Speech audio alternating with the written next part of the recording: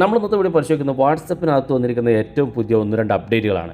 വാട്സപ്പിനകത്ത് ഗ്രൂപ്പുകൾ clear chat അടിക്കാറുണ്ട്. നമ്മൾ മെസ്സേജുകളൊക്കെ നിറഞ്ഞു നിൽക്കുമ്പോൾ നമ്മൾ ഗ്രൂപ്പുകൾ ക്ലിയർ ചാറ്റ് അടിക്കും. എന്നാൽ ഇപ്പോൾ ഇങ്ങനെ ക്ലിയർ ചാറ്റ് അടിക്കുമ്പോൾ നമുക്ക് പുതിയൊരു ഓപ്ഷൻ കൂടെ ഇതിനകത്ത് വന്നിട്ടുണ്ട്. ഇവിടെ ഓൾ മെസ്സേജ് ഡിലീറ്റ് ചെയ്യണമെന്നാണ്. എന്നാൽ രണ്ടാമത്തെ ഒരു ഓപ്ഷൻ ഉണ്ട്, മീഡിയ ഫയൽസ് ഓൺലി എന്നുള്ളൊരു ഓപ്ഷൻ.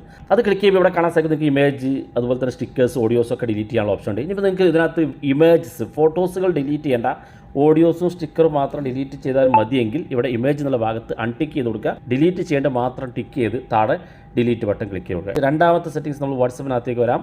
ഏതെങ്കിലും ഒരു പിക്ചർ നമ്മൾ സ്റ്റാറ്റസ് വെക്കുകയാണെന്നുണ്ടെങ്കിൽ നിങ്ങളിവിടെ താഴെ സ്റ്റാറ്റസ് കോൺടാക്റ്റ് എന്നൊരു ഓപ്ഷൻ ഇവിടെ കാണും. നമ്മൾ ഇതിനകത്ത് ക്ലിക്ക് ചെയ്യുമ്പോൾ ഇതുപോലെ ഷെയറിംഗ് എന്നുള്ള ഒരു സെറ്റിംഗ്സ് കൂടെ കാണാൻ സാധിക്കും. നമ്മൾ എനേബിൾ ചെയ്ത് വെച്ച് ഈ സ്റ്റാറ്റസ് വെക്കുകയാണെന്നുണ്ടെങ്കിൽ, ആ ഫോട്ടോ അല്ലെങ്കിൽ ആ വീഡിയോ സ്റ്റാറ്റസ് വെക്കുകയാണെന്നുണ്ടെങ്കിൽ നിങ്ങളുടെ അനുവാദമില്ലാതെ തന്നെ ആർക്ക് വേണമെങ്കിലും നിങ്ങളുടെ സ്റ്റാറ്റസ് റീഷെയർ ചെയ്തുകൊണ്ട് അവർക്ക് സ്റ്റാറ്റസ് വെക്കാനും ഫോർവേഡ് ചെയ്യാനൊക്കെ സാധിക്കും. പല